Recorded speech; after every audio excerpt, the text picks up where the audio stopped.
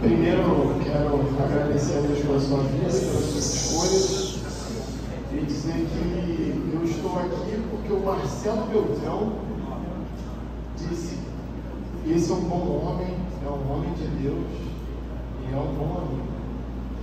E como o Marcelo Beltrão é um homem de Deus e é um bom amigo, ele tem credibilidade no que ele fala. Então, eu estou aqui porque falaram de você.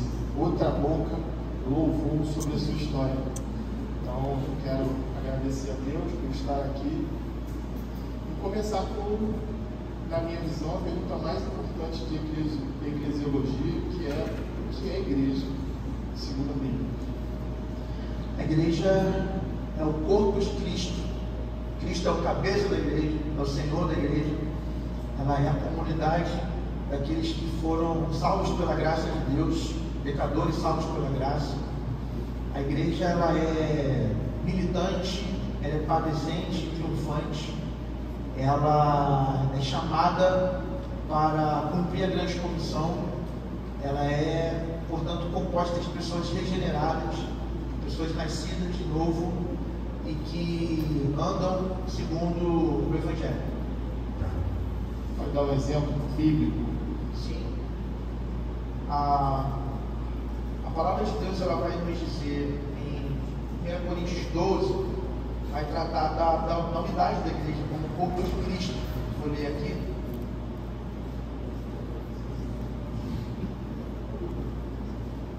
Versículo 27, olha, vocês são o corpo de Cristo, cada um de vocês individualmente é membro desse corpo.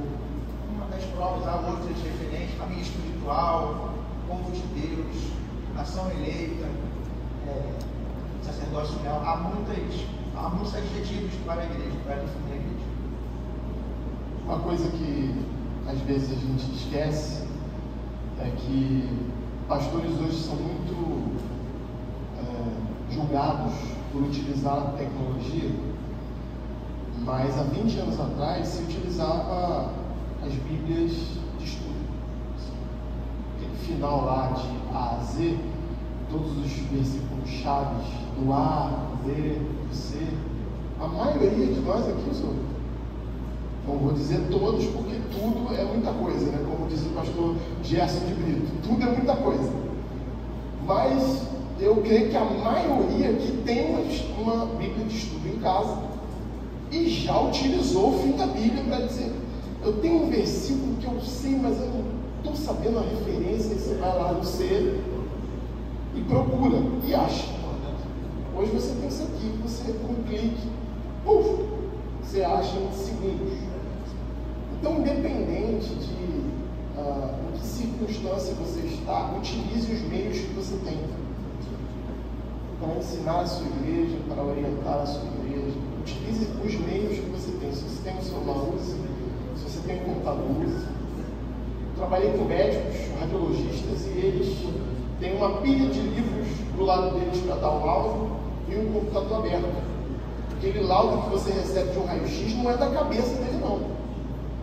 Ele abre o livro, procura a resposta, coloca no laudo e entrega para você. Então, assim, não tenha vergonha nenhuma de utilizar sua Bíblia, seu índice, o fim da Bíblia, uma Bíblia de estudo, seu celular, seu computador. Vergonha zero. Porque muitos de nós, a gente tem essa ressalva, mas no secreto a gente vai usar. Então, seja verdadeiro com você, com o seu Deus, e vamos seguir. No manual, um dia você vai ser candidato, você vai saber que existe um manual enorme de perguntas para conseguir. Mas eu deixei esse manual de lado e coloquei somente algumas perguntas no meu bloco de notas aqui, perguntas que para mim fazem muito sentido. Daqui a pouco o presidente vai colocar para que os irmãos pastores, se passar alguma coisa aqui que certamente vai passar, eles possam perguntar para você. A segunda pergunta que eu tenho para você é: define uma igreja batista e as suas associações convencionais. A igreja batista, para mim, é uma igreja que subscreve os princípios batistas. Ela é filiada à Convenção Batista Brasileira, mas ela também é filiada à Convenção Batista Carioca. Os pastores são da ordem, os pastores batistas brasileiros e locais também. E eu creio que a grande marca de uma igreja batista é a grande ênfase na centralidade da Bíblia, no reconhecimento da Bíblia, na aceitação da Bíblia como palavras de Deus, única regra de fé e prática para aqueles que pertencem a essa denominação. Fala um pouco sobre a Igreja Batista e as suas associações convencionais. O que você souber? As associações IBOC, Associação Batistas do Oeste Carioca, existem também, não sei se você está perguntando a questão dos... Começou bem, IBOC, CBC, CBB, Aliança, ok, Batista, já. Qual a função? Essa pergunta, ela pode ser uma pegadinha, mas ela é muito simples. Qual a função do pastor? A função do pastor é pregar o Evangelho e cuidar do rebanho de Deus, das pessoas. Eu sou sua ovelha hoje, agora. Transformei em sua ovelha agora. Pastor, mas a igreja precisa ser pintada. O senhor precisa pintar a igreja. Pastor Marcos, quebrou um cano lá no banheiro. O senhor precisa trocar o cano do banheiro. Pastor Marcos, a escada, ela está rachada. O corrimão está balançando. O senhor precisa ir lá trocar aquele corrimão. Você acha que isso não vai acontecer com você? Acho que pode acontecer. E começa. Não fala isso não. Fala que é da outra igreja. Não é sua, não vai acontecer. Se Deus quiser, da minha não vai acontecer. Você não conhece o Mendanha. Eu acho que vai, eu espero que não. Ok. Então, você tem o ideal e o real. A igreja é um dos ambientes que você mais vai ver isso. O ideal e o real. É aqui. Aqui você vai ver a pessoa pensando e agindo completamente diferente lá fora. Mas quando ela chegar aqui, rapaz, ela só quer o ideal. O real ela esquece. Ela lida com o real no trabalho dela, na família dela, no orçamento dela. Mas quando ela chegar aqui, é o ideal. Assim.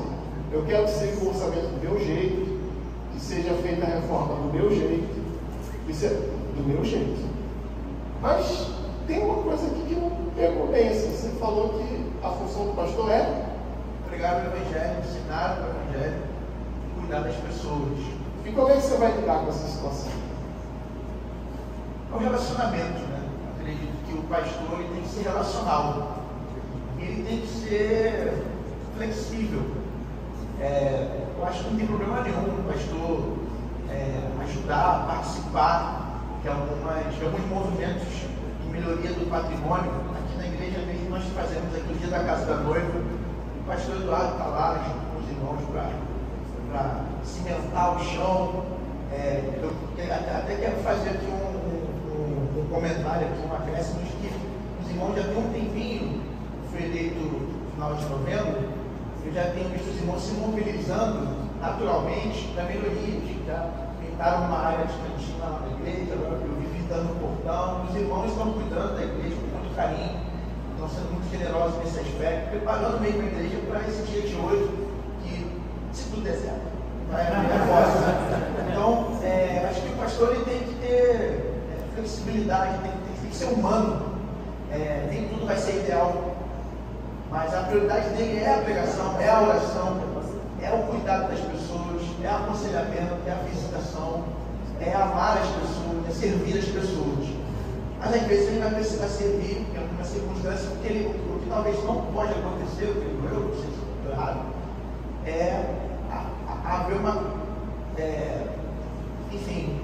distorção da prioridade do ministério pastoral e o pastor se tornar o pedreiro da igreja e negligenciar a mensagem, negligenciar o ensino e o cuidado das pessoas.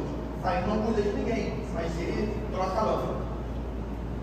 Você mais do que ninguém sabe que a igreja do primeiro século já viveu essa realidade. Os líderes da igreja do primeiro século definirem de forma clara qual é a prioridade dos apóstolos e qual é a prioridade naquele momento, oficiais da igreja. Não da igreja, mas na igreja. Porque nós não somos pastores da igreja. Nós somos pastores na igreja. O pastor da igreja é Cristo. Está ali fazendo o nosso trabalho. Mas cita na Bíblia esse momento onde houve essa questão. Assim, olha, a gente está fazendo coisas que, tudo bem, mas não é a nossa função principal. Vamos instituir aqui tal, e faremos isso, e a gente vai cuidar disso. Traz para nós todo o que está no pontinho, isso, pessoas, quem foi instituído, traz para nós, ensina para a gente como que faz isso. Atos capítulo 6, versículo 1 diz: naqueles dias, crescendo o número de discípulos, os judeus de fala grega, entre eles, queixaram-se dos judeus de fala hebraica, porque suas viúvas estavam sendo esquecidas na distribuição diária de alimentos. Por isso, os 12 reuniram todos os discípulos e disseram: não é certo negligenciarmos o ministério da palavra de Deus a fim de servir as mesas.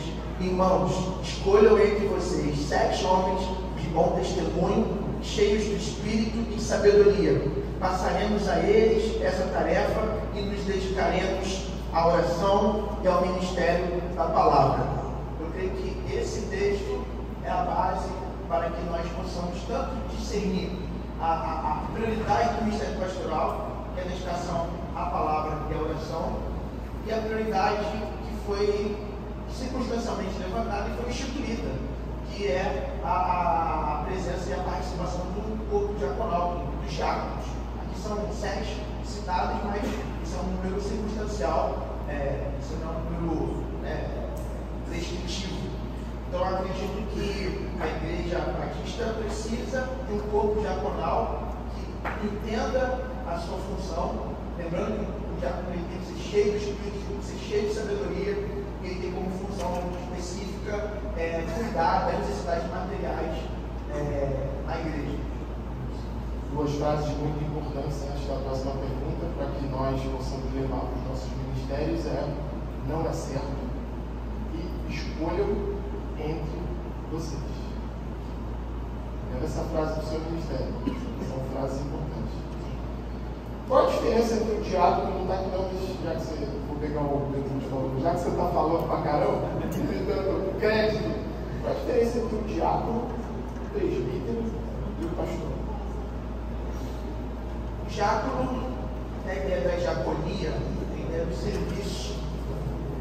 Eu queria até que a diaconia, como serviço, ela pode ser uma ideia a ser também desenvolvida na comunidade.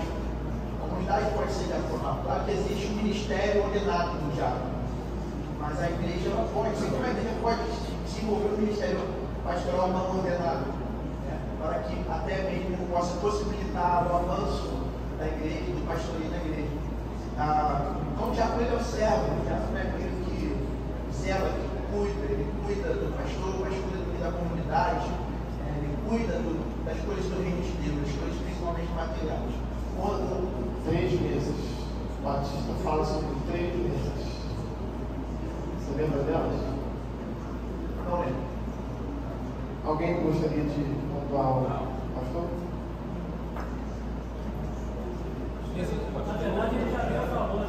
Você já falou de 3 no meio do caminho, só não lembro. Mas que bom. Por favor, pastor.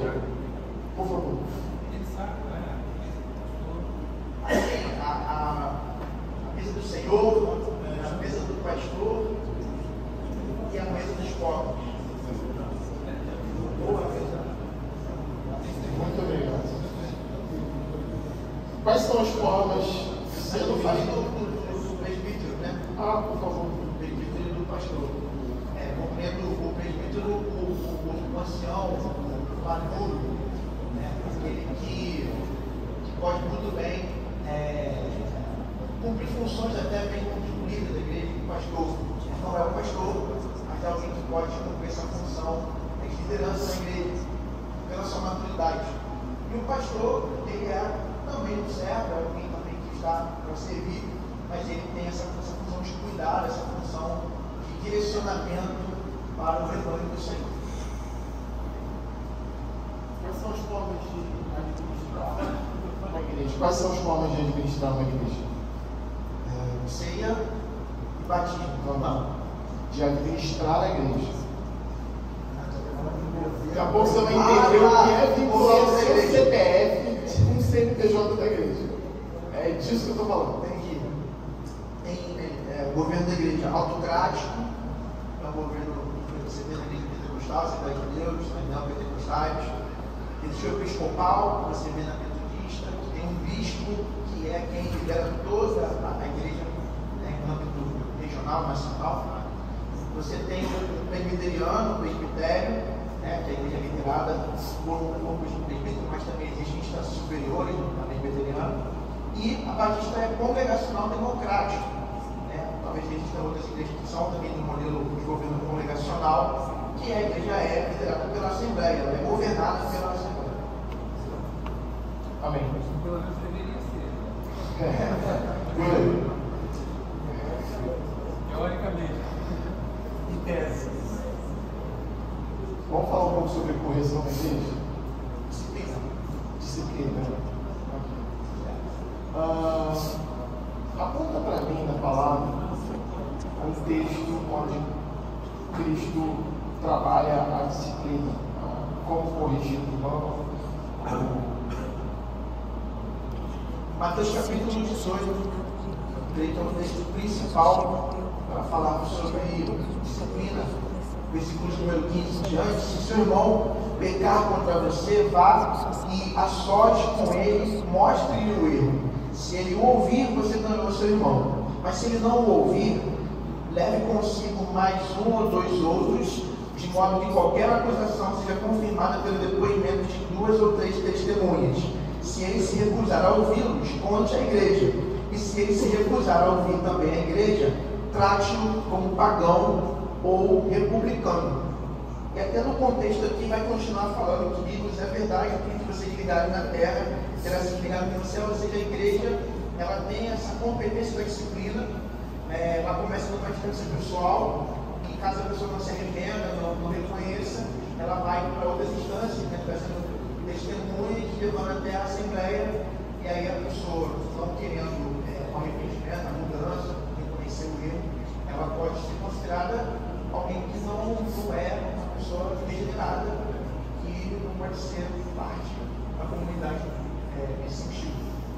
Esse e muitos outros que você já citou são textos que já novamente estão dentro do ideal e do real. Sim. Você vai se deparar ministerialmente com isso todos os domingos, segundas, quartas, com o ideal e com o real. Vou te colocar aqui numa situação.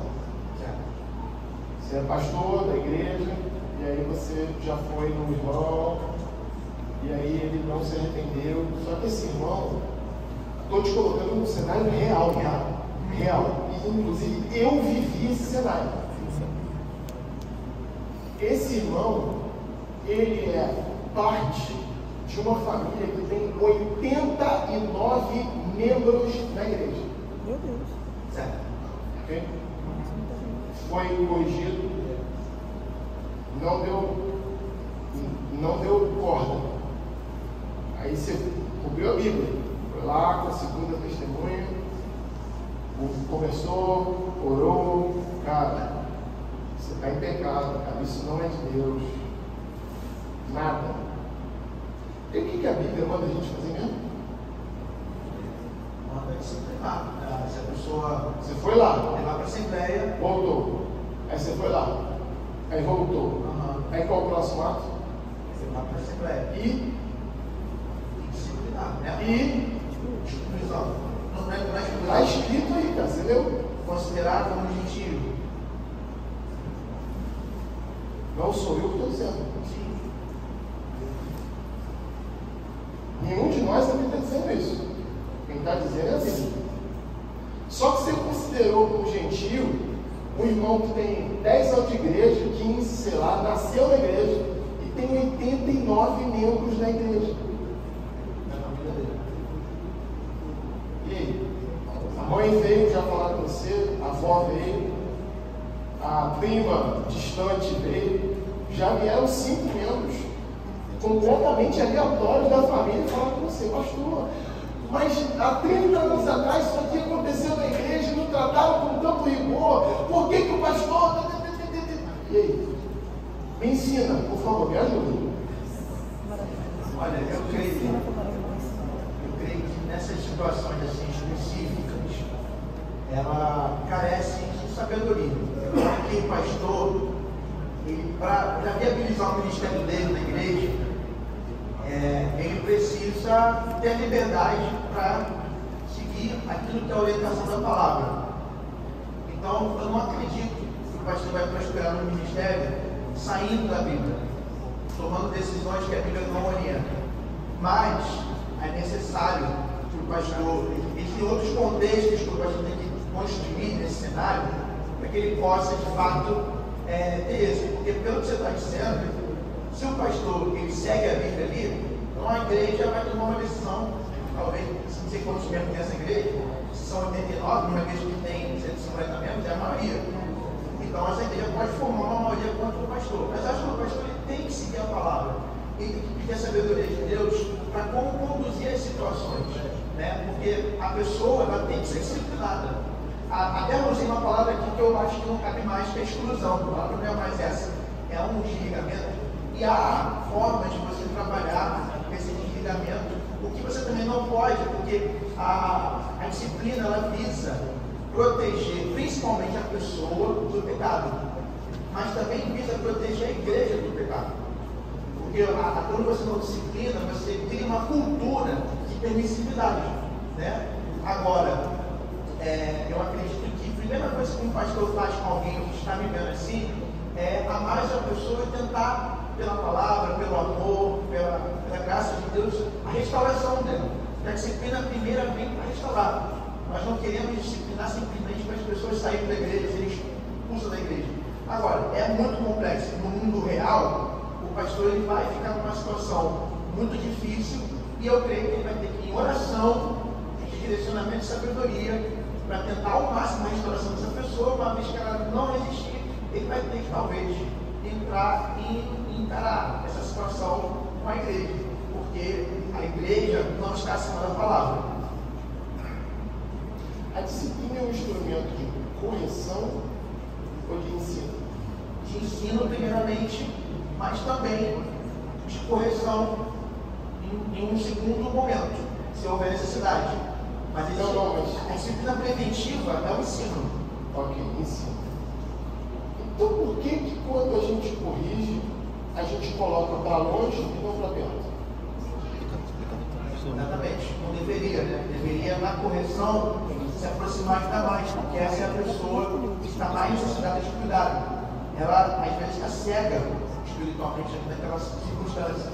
E nos cabe trazer para perto, não levar para longe, né? Permitir que a pessoa buscando, mas também sabendo que há casos e casos. Há casos que eles vão, como João vai dizer na carta dele, que as pessoas cometem pecado na morte, as pessoas de fato apostatam, as pessoas de fato elas vão embora e não querem mais. E aí, não faz. Tenho mais 2 perguntas e uma repetida. Vou fazer que nem o consulado americano faz. Vou repetir uma pergunta que eu já fiz. Certo. Qual é a função do pastor? Vou responder igual: pregar o evangelho, ensinar o evangelho, fazer discípulos. Para aí. Pensa lá no pastor de ovelha. Esquece a igreja agora. Sim. Esquece ela. Esquece templo. Esquece batista. Esquece tudo isso. Pensa. Aí não.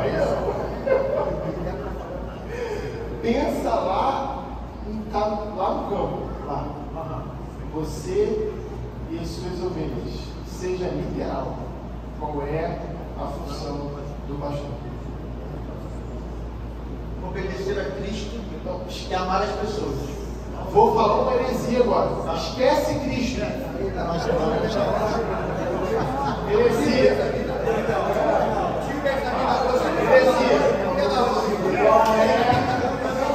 Depois ela posso fazer. É porque Cristo está em outro patamar. Posso pela ordem aí? Não. Eu estou tentando aqui fazer a sua mente. Você entendeu? Agora, inclusive, para esclarecer uma coisa que é importante. As ovelhas serão suas ou são de Deus? São ovelhas do Senhor. Aí sim. Pastor, mas é por aí. Eu sou bom pastor. Porque tem muito colega aqui que pensa que as ovelhas é dele. Sim. As ovelhas são de Cristo. As minhas ovelhas ouvem a minha voz e me seguem. Mas se você não conseguir esquecer a igreja, esquecer a parede, esquecer Batista, esquecer convento, você não vai conseguir responder a pergunta. E essa pergunta, ela é séria. Por mais que ele esteja brincando aqui, mas ela é séria. Qual é a função do pastor? Fecha o olho e se imagina lá em Israel, no campo, ovelha, você, a sua área de trabalho e o que você tem que fazer. Responde para mim. Qual é a função do pastor? Pastorear. E o que é pastorear? Guiar, conduzir, apontar o caminho. Para onde? Seja literal. Para onde? Para a obediência a Deus. Não, esquece isso. Esquece isso. Tu é muito crente, cara. Vamos lá. Feche o olho e seja literal. Você está levando as ovelhas para onde? Para águas tranquilas, águas descanso. E o que tem mais lá? Pastos verdejantes, E o que alimentar. as ovelhas fazem? Quando chegam lá? Elas bebem a água, descansam e se alimentam. Passou um tempo, você faz o quê? Levanta o acampamento civil. E leva elas para onde? Para Cristo. E aí quando chega lá, o que você faz? Eu cuido delas, eu Protege elas deixo e corrijo se for necessário. pode ser, mas esquece a correção, já foi. Finge que são todas boazinhas. Cajado com Chegou lá, você colocou elas numa ficha e agora você vai fazer o quê? Vou com o meu cajado, eu vou organizar, vou trazê-las para. Botou, já está lá, fechou. E agora você vai fazer o quê? Vou continuar na minha função de proteção, na minha função Proteger ela de quem? dos lobos. Ok. Mais de quem? Mais de quê, na verdade? Do frio, assim, protegê-lo de todo mal que possa vir. Agora, traz essa realidade para cá. Qual é a função do pastor? Alimentar o povo de Deus, cuidar do povo de Deus, proteger, zelar por eles e não permitir que nenhum mal externo possa. Acabou, é só responder essa.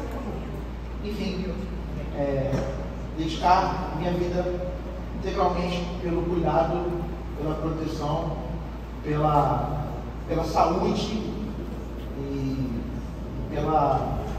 pelo bom crescimento, bom desenvolvimento, digamos, desse bicho do Senhor. Eu dou por satisfeitíssimo. Aleluia.